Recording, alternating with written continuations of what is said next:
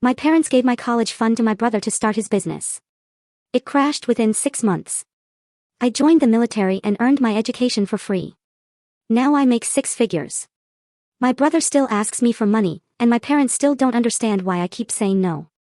Can you imagine the sting of watching your own parents, the people who are supposed to protect you, snatch away your entire future, your college fund, and then just hand it over to your brother for a harebrained scheme that they knew was doomed to fail?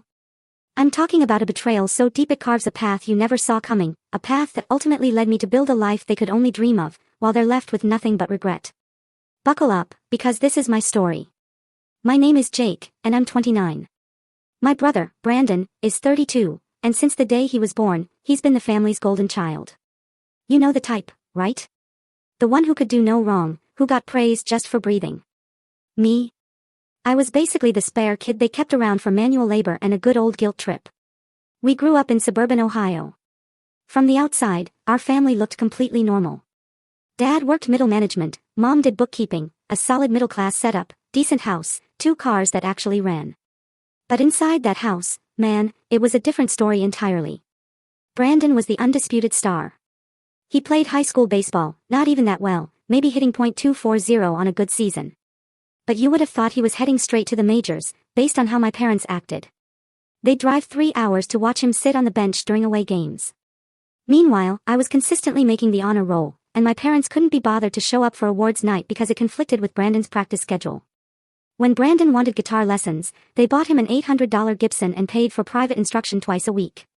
When I asked for help with textbooks for my AP classes, Dad handed me $20 and told me to make it work. Those textbooks cost $120. The favoritism wasn't even subtle. Christmas morning was like a sporting goods store exploded on Brandon's side of the tree, new gloves, bats, cleats, training equipment. My pile? Usually just some clothes and maybe a gift card to a bookstore. One year, I got literal socks.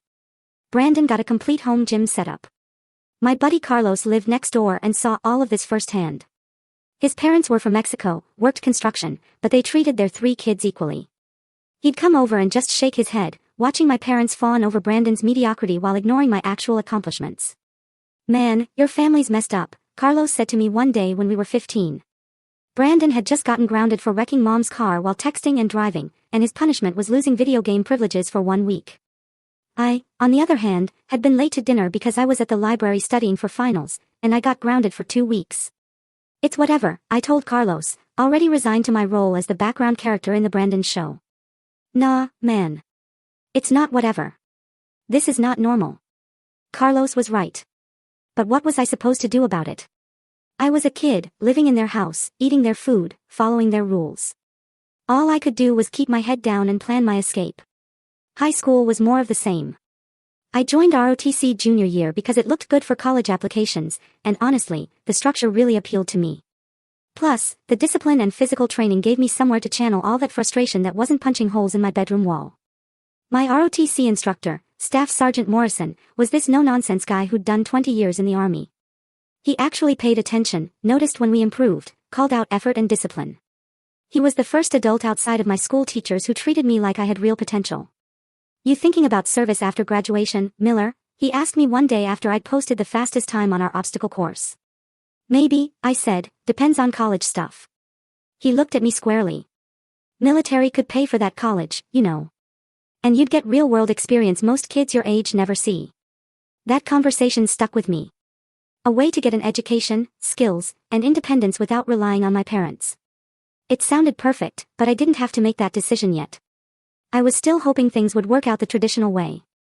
Then, when I was 16, my grandpa on Mom's side passed away. He'd been this quiet, steady guy who worked for the railroad for 40 years, saving every penny he didn't absolutely need. Never flashy, never talked about money, just lived his life and took care of business. At the funeral, Mom's sister pulled me aside and told me something that would become incredibly important later. Grandpa had set up education funds for both me and Brandon, $35,000 each, specifically designated for college expenses. He'd been very clear in his will, only for education, nothing else. "Your grandpa wanted to make sure you boys had opportunities he never got," my aunt said. "He worked hard his whole life and never went to college. This was important to him. 35 grand. That was almost a full ride at a state school if I worked part-time and lived frugally. I felt this massive weight lift off my shoulders, knowing I had a path forward that didn't involve crushing student debt. Brandon, though, he didn't care much about the news. He was already enrolled at the local community college, taking general ed classes with no real plan beyond figuring it out. His exact words when asked about his major were, "I'll know it when I see it." Me, meanwhile, I was busting my butt junior and senior year to get my grades up, score well on the SAT, and apply to schools with strong engineering programs. I wanted to study mechanical engineering, had done all the research, knew exactly which schools had the best programs I could afford. Carlos and I would spend hours in my room planning our futures. He was going into his family's construction business, but taking business management classes to help grow it. We talk about starting our own firm someday, combining his hands-on construction knowledge with my engineering background. "We'll build houses that actually make sense," he'd say. "Not like these garbage McMansions everyone throws up. And they won't fall apart in 5 years," I'd add. Those conversations kept me sane while watching Brandon coast through life on easy mode. Senior year. I got accepted to Ohio State's engineering program. Not my first choice, but a solid school, close enough that I could stay in-state for tuition purposes, and my $35,000 fund would cover most of it if I worked summers and kept my living expenses low. I was ready. I had my acceptance letter, had started looking at housing options near campus, was planning my schedule. I was finally going to get out of my parents' house and start building my own life. That's when Brandon announced his business opportunity. So, Brandon had been at community college for 3 years at this point. Should have been done in 2, but he kept changing majors and failing classes. Finally, he landed on business management, which seemed to mean sitting in coffee shops with a laptop doing absolutely nothing productive.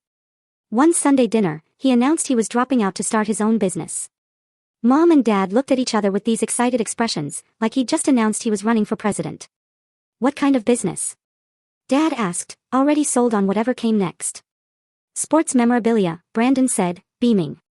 "There's this huge market for vintage baseball cards and jerseys. I've got connections with suppliers, and I found this perfect retail space downtown.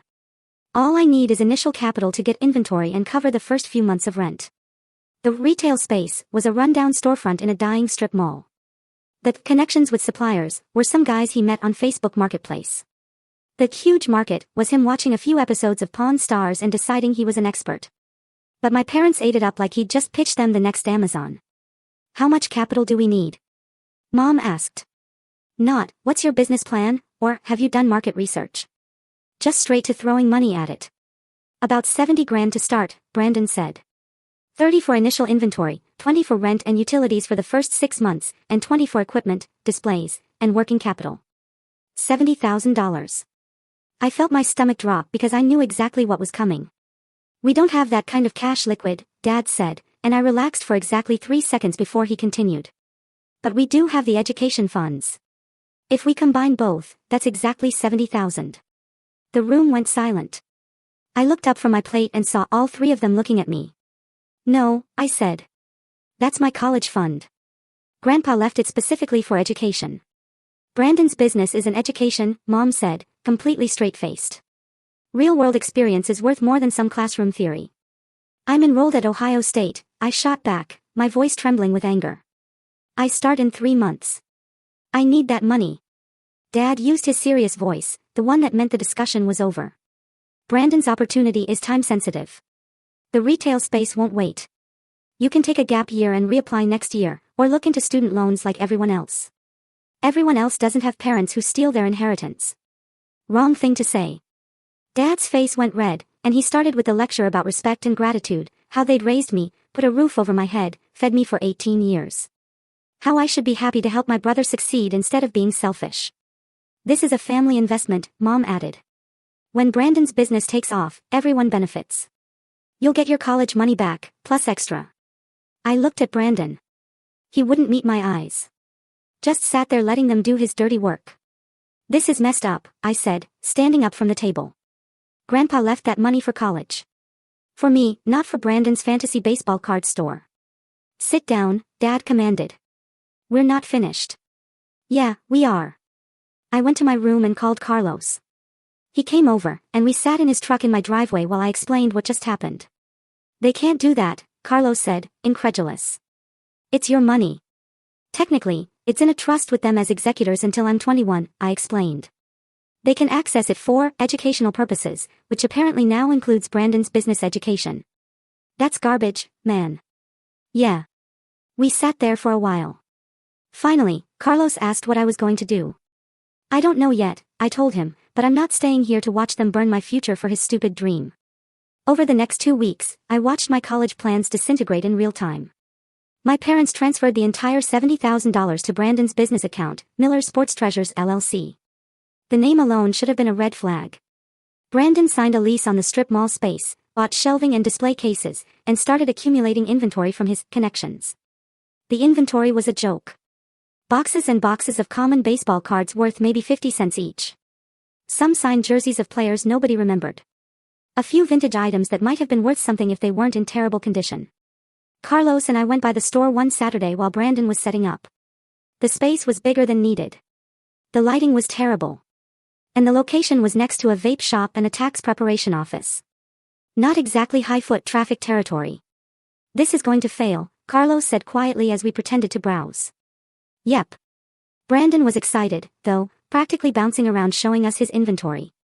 See this Willie Mays rookie card? Could be worth $2,000 if I get it authenticated. And check out this signed Pete Rose jersey. Pete Rose is banned from baseball, I pointed out.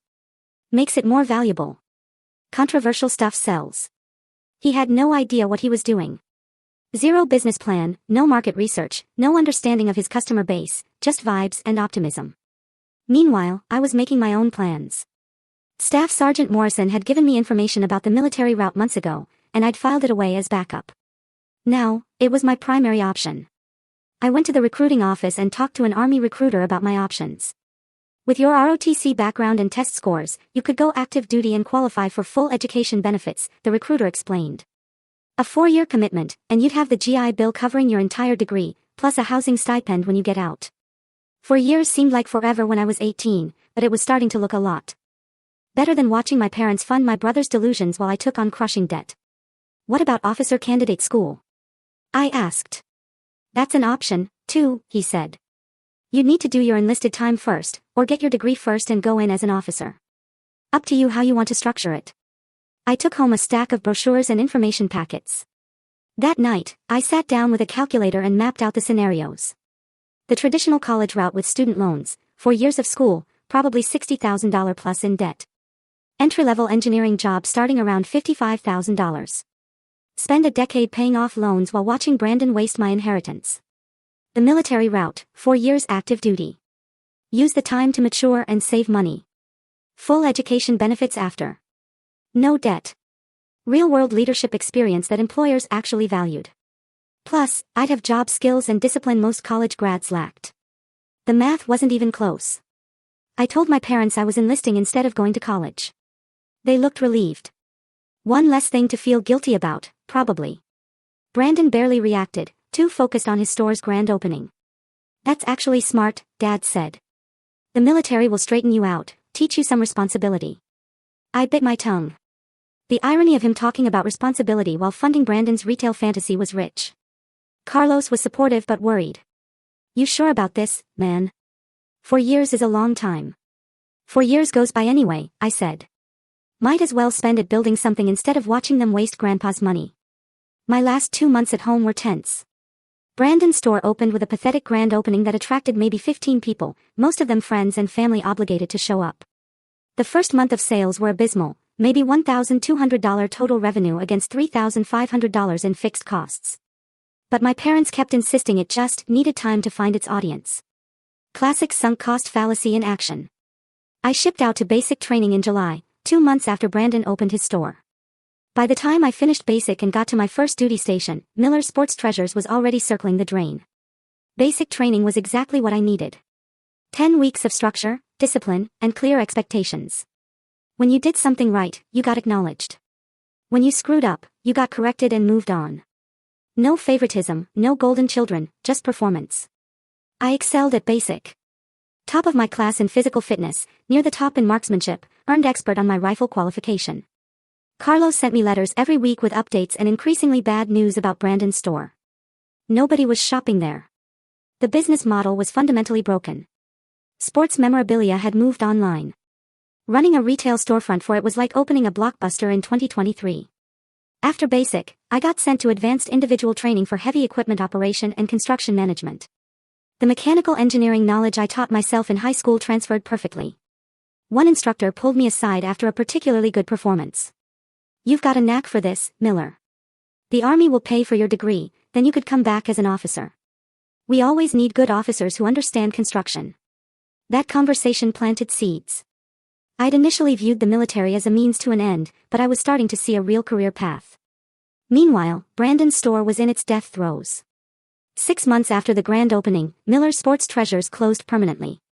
Total losses: approximately $68,000 of the original $70,000 investment, plus another $12,000 my parents had kicked in trying to keep it alive during its final months. 80 grand gone in half a year. Carlo sent me the full breakdown in a letter. Brandon had made critical mistakes from day one. Wrong location, wrong inventory, wrong pricing strategy, no online presence, and zero understanding of his market. He'd bought inventory at retail prices thinking he could mark it up, not understanding that serious collectors buy direct from shows or established dealers. The few customers who did come in were mostly browsing or trying to trade in their own collections for cash. Brandon didn't have cash to buy inventory, and when he did try to buy pieces, he'd overpay for junk. By month 4, he'd stopped paying rent on time. The landlord filed eviction papers by month 5. Brandon tried a going out of business sale that attracted bargain hunters who wanted everything at 80% off. He closed owing money to vendors, his landlord, and my parents. The remaining inventory, thousands of worthless common cards, ended up in our parents' garage where they'd sit for years, a monument to wasted potential and poor decisions. My parents were devastated, not just about the money, though losing $80,000 would hurt anyone, but the crushing realization that their golden child had failed spectacularly at the one thing they'd sacrificed everything to support. Did they apologize to me, take responsibility, acknowledge they'd stolen my future to fund this disaster? Of course not. When I came home on leave after my training, the first thing Dad said was, "Well, the military seems to be working out for you. See, everything happens for a reason. Everything happens for a reason." Like their terrible decision was somehow part of a divine plan that coincidentally worked out better than if they'd just let me go to college like I'd planned. Brandon was back living at home, supposedly regrouping and exploring new opportunities. In reality, he was sleeping until noon and half-heartedly applying to entry-level jobs he was overqualified for in his mind, but underqualified for in reality. The tension in that house was unreal. My parents were stressed about money. Brandon was depressed about his failure. And I was just there on leave, trying not to start fights. One night, Brandon tried to talk to me about it. We were both in the kitchen late, him making a sandwich, me getting water before bed. "I know you're mad about the money," he started. "Yeah, it wasn't supposed to go like this. I really thought it would work." "You thought wrong. That's it.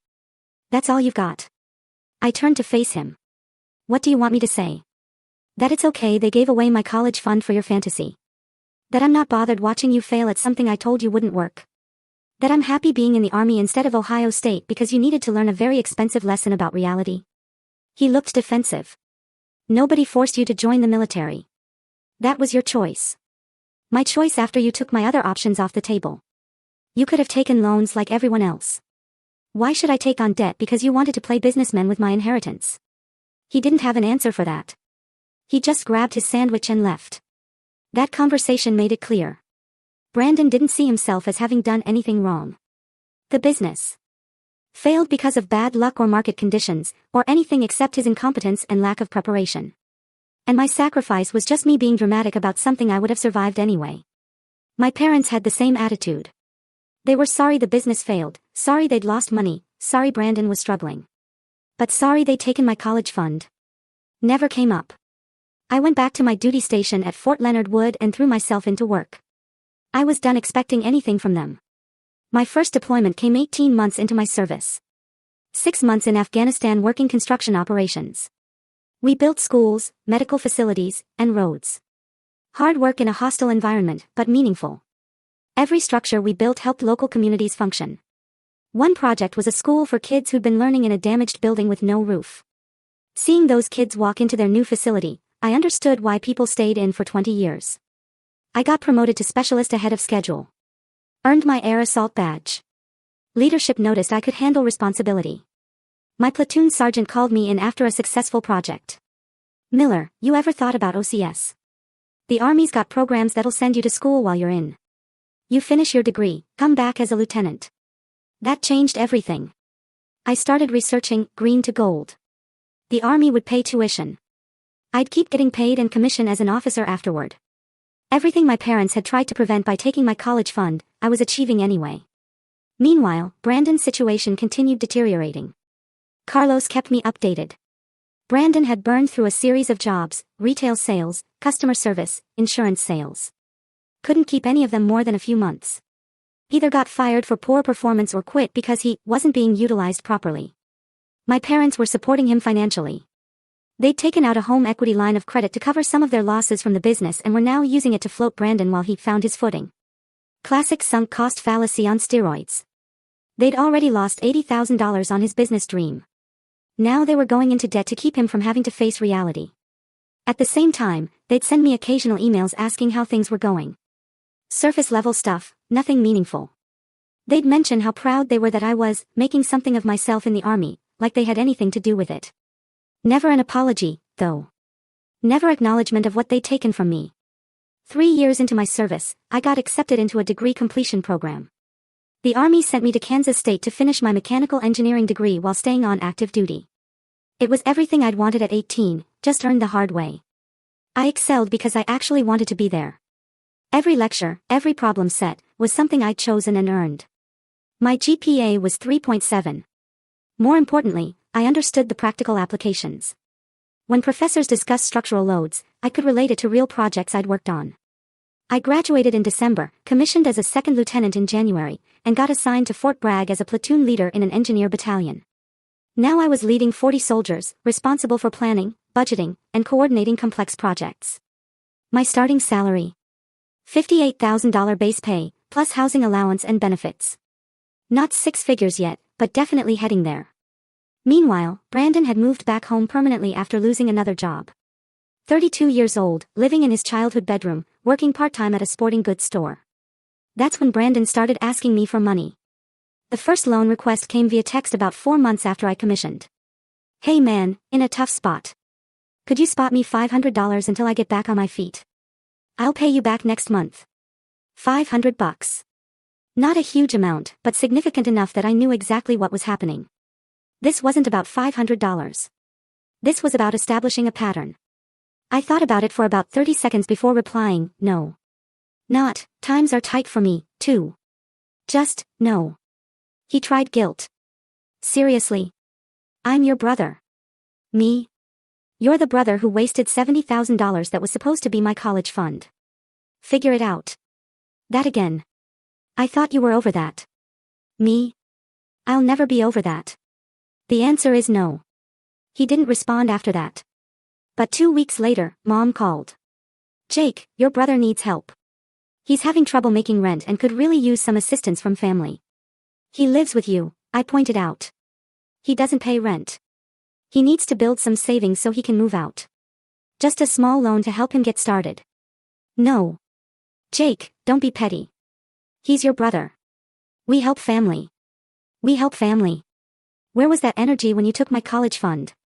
Long pause. "Then, we've been over this. That was a business investment. This is different." "Yeah, it is different. That was my money you stole. This is my money you're asking me to hand over voluntarily." Answer still no. She tried a few more angles: family obligation, Christian charity, being the bigger person. I shut them all down, and eventually she gave up, for about 3 weeks. Then Brandon called me directly, trying a different approach. He'd been doing some self-reflection and realized he'd made mistakes with the business. He was learning from them and growing as a person, but growth requires resources. He'd found an opportunity to invest in a friend's online business, just needed $2,000 as his buy-in. "Let me get this straight," I said.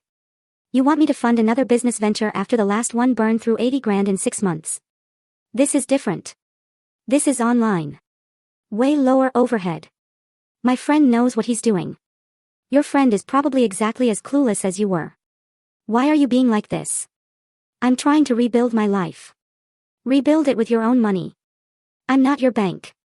You're making good money now. You could afford to help family." That phrase, afford to help family, like my financial situation obligated me to fund his continued incompetence. I can afford lots of things, I said. Doesn't mean I'm going to spend it on you. The answer is no. Don't ask again. I hung up and blocked his number for a week. The requests kept coming, though, just from different angles. My parents would casually mention Brandon was struggling during our occasional phone calls. My aunt would text asking if I could just talk to Brandon about something. Even my grandmother got involved, suggesting I should be gracious since I was doing so well. They were running a full-court press, trying every guilt angle they could find. And I shut down every single one.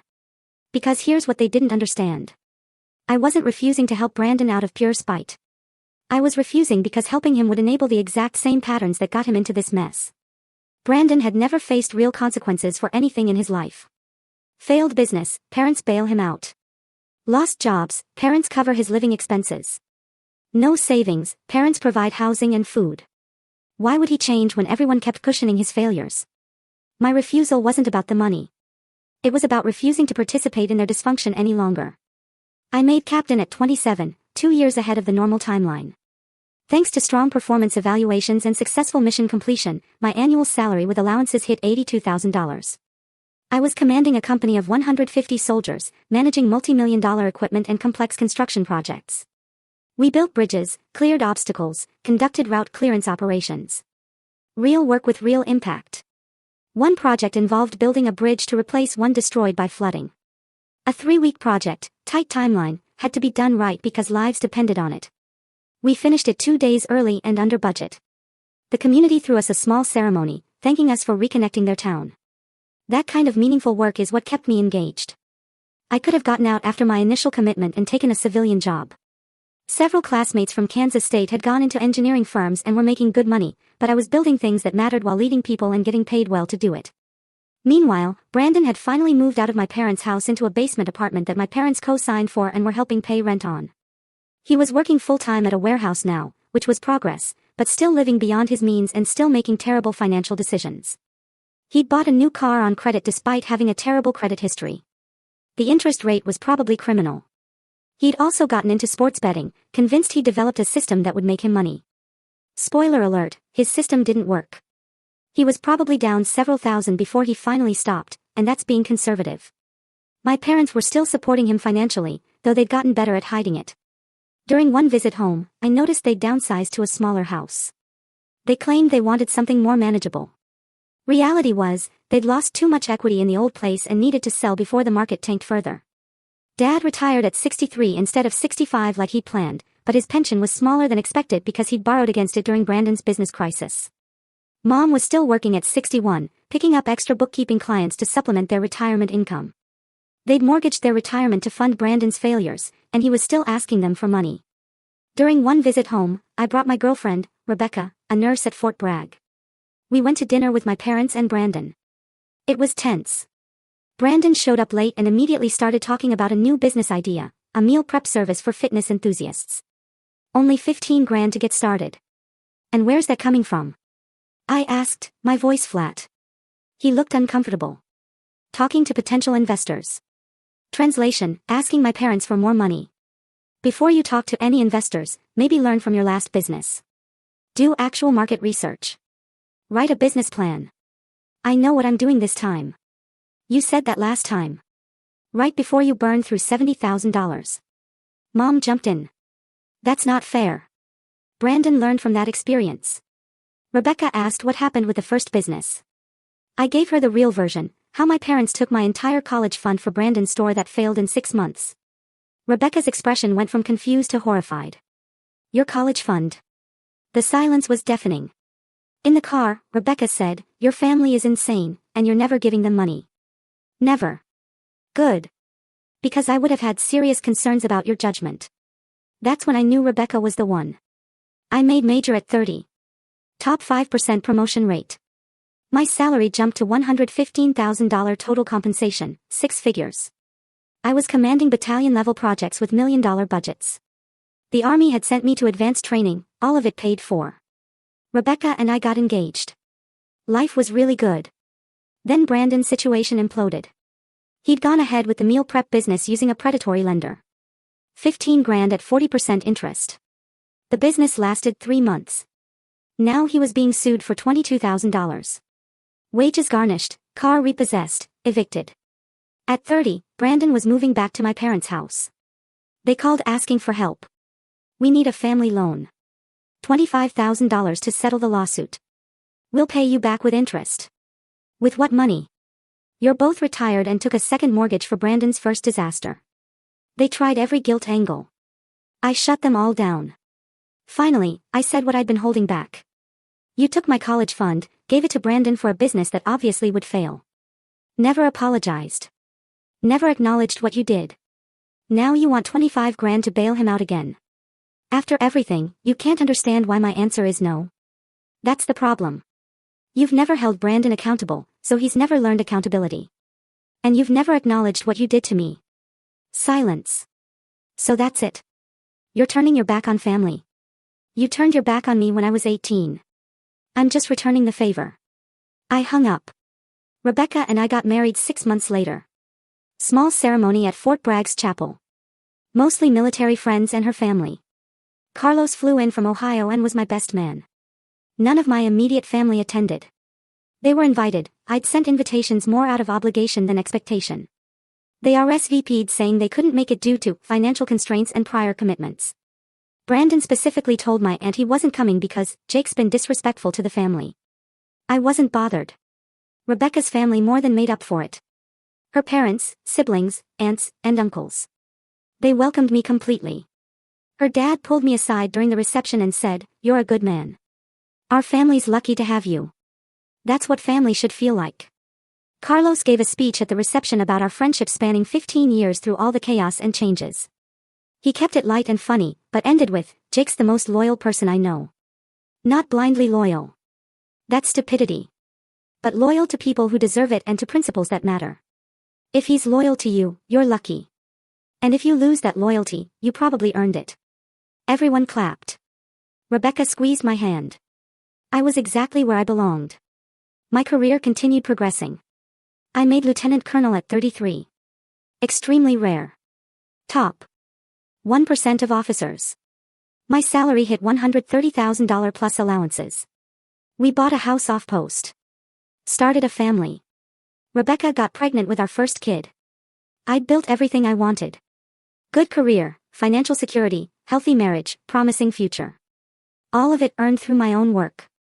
None of it thanks to my parents. Meanwhile, Brandon's situation had stabilized at rock bottom.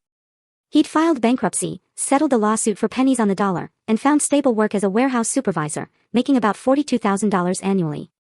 He was living with our parents and actually paying them modest rent this time. By all accounts, he'd finally accepted reality. No more business schemes, no more living beyond his means, just grinding out a normal working-class existence like millions of other people. My parents' retirement was comfortable, but modest. They had recovered somewhat from the financial hits, but would never have the retirement they'd planned. Dad worked part-time as a consultant. Mom had cut back her hours, but still did some bookkeeping. I didn't gloat about any of this. Didn't need to. The results spoke for themselves. Then my phone rang 2 years ago. Mom calling, which was rare. We'd maintained minimal contact, superficial holiday texts, occasional updates about extended family, never anything substantive. "Jake, I need to tell you something. Your father had a stroke." That got my attention. "How bad?" "He's stable, but it's serious. Partial paralysis on his left side. He's going to need rehabilitation. Probably home care for a while." "I'm sorry to hear that. We need to discuss care arrangements. The costs are going to be significant. Medicare covers some, but not all. We're looking at probably $60,000 a year for proper care." I could hear it coming. "We were hoping you might help with some of those costs given your financial situation." There it was. After everything, they were asking me to fund their medical care. "No, Jake, this is your father. He raised you. Don't you think you owe him something?" "Actually, Mom, I don't. He raised me." "Sure. Minimal standard parenting. But when I needed him to prioritize my future, he chose Brandon. When I needed my college fund, he gave it to Brandon. When Brandon failed, he never apologized or acknowledged what he'd done. Now that he needs help, suddenly I owe him. That's not how this works. You're going to let your father suffer because you're still mad about college money? I'm not letting him do anything. I'm declining to fund care he should have been able to afford if he hadn't wasted his retirement savings on Brandon's failures. That's on him, and you, and Brandon. Brandon can't help. He's barely making enough to cover his own expenses. Exactly. Because you raised him to fail and kept catching him every time. Now he's 32 and can't afford to help his own parents. Maybe you should have invested more in his actual development and less in his fantasy businesses. She tried several more angles, but I held firm. Eventually, she gave up, and we haven't spoken since. Brandon tried calling a few months later. I almost didn't answer, but curiosity got me. What do you want? I asked, bracing myself. I wanted to say. I get it. Why you won't help. I finally understand. That surprised me. Explain. The bankruptcy process. They made me do financial counseling. Sit down with someone and go through every decision I'd made. When I explained the sports store, showed them the numbers, the counselor looked at me like I was insane. Said it was one of the worst business plans he'd ever seen. That anyone with basic knowledge would have seen it was doomed. Yeah. And I realized you told me, Carlos told me, probably other people told me, but I didn't listen because I'd never had to face real consequences. Mom and Dad always caught me. Then when I failed, they helped me avoid the worst of it. So I never learned. And now I'm 32, living with my parents, making 42 grand in a warehouse. I'm doing okay, but I should be way further along. And it's because nobody ever made me be better. They just made it easier to stay the same. It was the most self-aware thing I'd ever heard him say. What do you want from me, Brandon? Nothing. I'm not asking for money or help. I just wanted you to know I get it now. What they took from you, what I cost you. And I'm sorry. I sat with that for a minute. You know what the sad part is? I finally said. That money didn't even matter in the end. I found another way. The military gave me everything college would have, plus more. I'm successful, happy, financially stable. The money wasn't the point. What was the point? The choice. Grandpa left that money to give me choices. They took my choices away to fund your bad decision. That's what I can't forgive.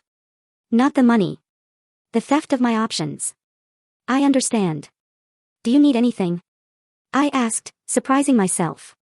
No, I'm okay. I mean, I'm not great, but I'm okay. Learning to be okay with okay, you know. Yeah. Take care of yourself, Jake. You too. We hung up. I haven't talked to him since, but I think about that conversation sometimes. Maybe he finally grew up. Maybe it took hitting absolute rock bottom to learn what they should have taught him from the beginning. Either way, not my problem anymore. Last I heard through the family grapevine, Dad's recovering slowly from the stroke. Mom's working more to cover medical expenses. Brandon's still at the warehouse, still living at home, still single. I've found my own family now, a family built on respect, loyalty, and earned trust. And that, I realize, is worth more than any college fund.